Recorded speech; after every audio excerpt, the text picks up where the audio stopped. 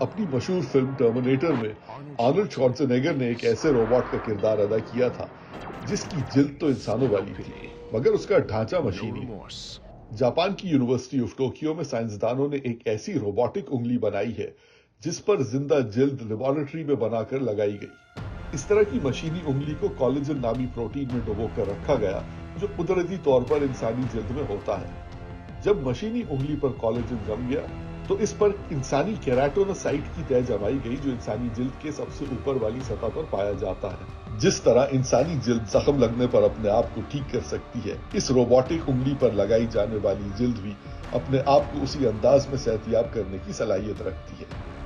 یہ کامیاب تجربہ ٹرمینیٹر کے انداز میں بنائے جانے والے روبوٹس کی جانب ایک قدم تھا جو نہ صرف اوپر سے دیکھنے میں انسانوں جیسے لگتے ہوں گے بلکہ زخم لگنے پر برم پٹی کے بعد ٹھیک بھی ہو سکیں گے۔ جاپان میں ہونے والا یہ تجربہ مستقبل کے ایک ایسے معاشرے کو ممکن بنا دیتا ہے جس میں انسان اور روبوٹس کے درمیان فرق کرنا بہت مشکل ہو گیا ہے۔ Abdul Aziz Khan, Voice of America, Washington.